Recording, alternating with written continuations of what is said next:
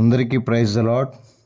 ప్రభువైన యేసుక్రీస్తు నామములో మీ అందరికీ శుభములు. అందరు బాగా ప్రియమైన మిత్రమా, ప్రతి పరిస్థితుల్లో నమ్మదగిన దేవుని కలిగి ఉన్నాం. నమ్మకంగా ముందుకెళ్ళండి.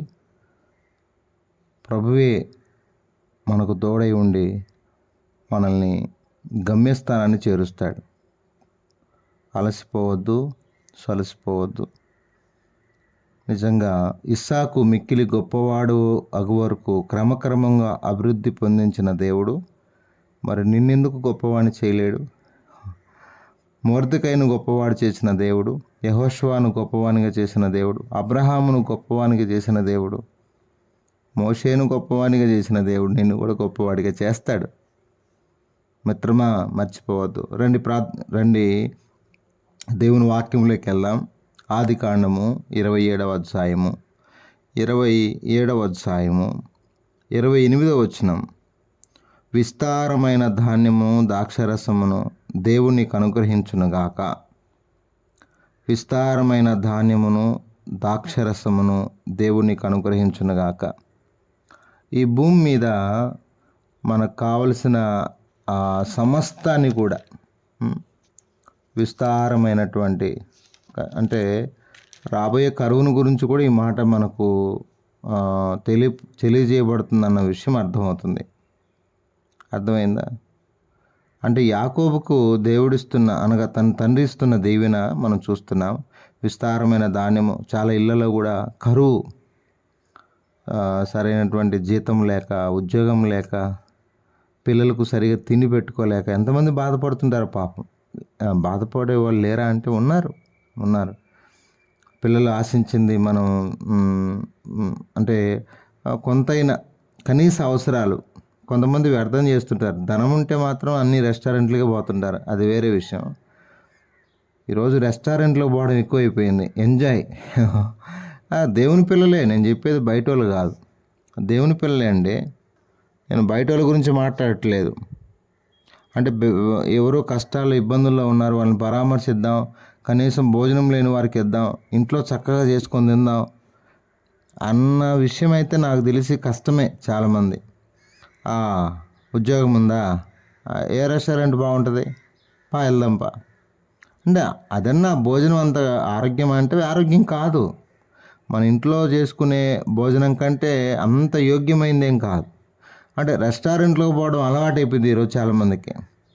వ్యాధులు కూడా దగ్గరదే, అంటే బాగా వందల కొద్ది వ్యాధులను కూడా సమకూర్చుకుంటున్నారు. కొత్త వ్యాధులు వస్తున్నాయి. ఎందుకంటే ఈ ఫాస్ట్ ఫుడ్స్కి అలవాటు పడ్డారు, బయట ఫుడ్లకు అలవాటు పడిపోయారు. పాతకాలంలో ఇంట్లో చేసుకోవాలి, మంచిగా చేసుకోవాలి, తినాలి, వేడిది తినేవాళ్ళు. ఇప్పుడు రెస్టారెంట్లకు వెళ్ళి వేడిది తింటున్నారు. అయితే గుర్తుపెట్టుకోండి, విస్తారమైన ధాన్యము ద్రాక్షరసమును దేవుడను నీకు అనుగ్రహించు. కాబట్టి దేవుడు ఎలాంటి వాడంటే ఆయనకున్న ఒక మంచి గుణాన్ని గురించి మీకు చెప్తాను. రోమిలకు రాసిన పత్రిక 8వ అధ్యాయంలో ఒక అద్భుతమైన మాట ఉంది. ఆ మాట చదువుతాను, వినండి. రోమిలకు రాసిన పత్రిక 8వ అధ్యాయము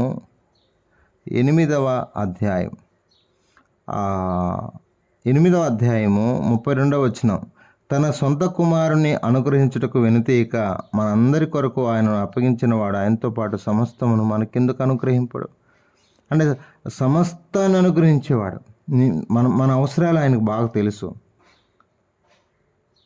యేసు ప్రభువారే మన కొరకు ఎంతగా భూమి మీద అనుగ్రహింపబడి ఎంతగా అర్పించబడ్డాడో మనకు తెలుసు. కాబట్టి ఈ భూమి మీద మనకు కావలసిన సమస్తం దేవునికి తెలియదా? తెలుసు. కాబట్టి విస్తారమైన ధాన్య ద్రాక్షరసములు దేవునికి అనుగ్రహించునుగాక అంటే మనం వెళ్ళే ప్రతి పరిస్థితుల్లో కూడా చూడండి, యాకోబు గారికి కరువు వచ్చింది, కానానులో కరువు వచ్చింది. తన కుమారుని దేవుడు వాడుకొని వారికి కావలసిన విస్తారమైన ఏది కావాలంటే అదండి. ఆయన కొరకు బ్రతికితే ఆయనకి ఏది కావాలంటే అది, అంటే క్షేమాన్ని కలిగించేది ప్రభు ఇవ్వడా? ఈరోజు నువ్వు చాలా బాధపడుతున్నావు, కనీసం నీ ఇంట్లో కావలసినంత ఆహారం లేదు. సారెపతి విధవరాల దగ్గరికి ఏలియాను పంపించాడు. ఏలియా, వెళ్ళు, నా దాసురాలు చాలా బాధపడుతుంది, వెళ్ళు. కాబట్టి దైవజనుని పోషించాడు, ఆ విధవరాలు కుటుంబాన్ని కూడా పోషించాడు లేదా? మరి అరణ్యంలో ఇశ్రాయేలు వారికి ఏమైనా తక్కువ చేశాడా? దేవదూతలు తినే ఆహారం, మాంసం. కాబట్టి దేవుడు వారికి తక్కువ చేయలేదు, దేనికి తక్కువ చేయలేదు. మరి ఇంత గొప్ప దేవుని మనం కలిగి ఉన్నాం కదా, ఆయన సమస్తాన్ని మనకు అనుగ్రహించేవాడు. ఆయన ప్రజలైన వారికి నాకు తెలిసిన ఒక కుటుంబం ఉంది, నిజంగా ఎంతో పేదరికంలో ఉన్నారు. ఎంత పేదరికం అంటే చెప్పలేం. అంత పేదరికంలో మగ్గిపోతూ ఉండగా 2018 డిఎస్సిలో నిజంగా వాళ్ళ నాన్నగారు చనిపోయారు. ఆ తమ్ముళ్ళు, 2 తమ్ముళ్ళు, యోహాను, బాబు అని, వాళ్ళ నాన్నగారు చనిపోయారు. చాలా పేదరికం. ఏదో గేదెలు కాసుకుంటూ, 2 మేకలు ఉంటే మేకలు కాసుకుంటూ అలా కాలం గడుపుతూ ఉండగా ఏదో పని చేసుకుంటే తిండి, లేకపోతే లేదు. ఈరోజు దేవుడు వాళ్ళని ఎలా కృప చూపాడు తెలుసా? 2018 డిఎస్సిలో నిజంగా చదువు కూడా ఓపెన్లో చదివాడు తమ్ముడు యోహాను. ఓపెన్లో. ఇప్పుడున్న కాంపిటీషన్లో ఓపెన్లో చదివితే వస్తాయి ఉద్యోగాలు. అంటే దేవుని కృప మహదేశ్వరం ఎంత గొప్పదో చూడండి. అంటే గుడ్డిగా వెళ్తే ఉద్యోగం వస్తుంది నేను చెప్పట్లేదు. మరలా యేసుప్రభు అంటే ఉద్యోగాలు రావు. దేవుని కృప. వాళ్ళు కూడా ఎంతో కష్టపడ్డారు. 2 సంవత్సరాలు ఎంతో కఠినమైన విధానంలో ఉన్నారు. కనీసం ఉద్యోగం వచ్చేంత వరకు కూడా సెల్లు కూడా లేదు చేతులు. ఇప్పుడంతా నైసు, ఇప్పుడంతా స్టైలు. ఇలాంటి వాళ్ళకి ఉద్యోగాలు వస్తాయి చెప్పండి? అంతా స్టైలే. తల్లిదండ్రులు బాధ పెట్టి అంతా స్టైలే. అర్థం చేసుకునే వాళ్ళు లేరు, తల్లిదండ్రులు అర్థం చేసుకునే వాళ్ళు లేరు. ఏం తక్కువ చేస్తున్నారు?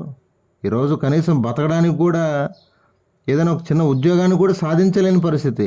బైబిల్ చదివిన వాళ్ళు గొప్ప గొప్ప శాస్త్రవేత్తలు అయితే కనీసం బైబిల్ చదివిన మనము ఒక చిన్న ఉద్యోగాన్ని కూడా సాధించలేమా? ఎంత దౌర్భాగ్యమైన స్థితి తెలుసా ఇప్పుడు? ఓ క్రైస్తవ బిడ్డలారా చెప్తున్నాను, కనీసం చిన్న ఉద్యోగం కూడా సాధించలేకపోతే నువ్వు క్రీస్తు బిడ్డవు ఎలా అయినావు? నువ్వు క్రీస్తు బిడ్డవు కాదు అసలు. క్రీస్తు జ్ఞానవంతుడండి. 12 సంవత్సరాల వయసులోనే క్రీస్తు జ్ఞానవంతుడు. ఆయన బిడ్డవైన నీవు ఏది జ్ఞానం? ఏది అంటున్నాను, ఏది జ్ఞానం? నిజంగా వారిని దేవుడు ఎంత దీవించాడంటే, 2 34 పోస్టులు ఉంటే నెల్లూరు జిల్లాలో 2 పోస్టులు ప్రభు ఇచ్చాడంటే ఆ తల్లికి ఎంత ఆనందం చూడండి.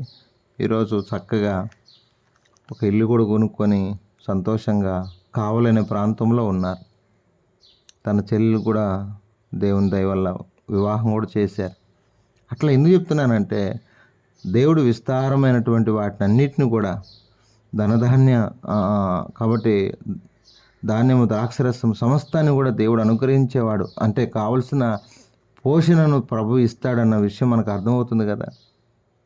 మరి ప్రభు మీద అనుకుందామా? ఆయన తప్పకుండా మనకు అనుగ్రహిస్తాడు.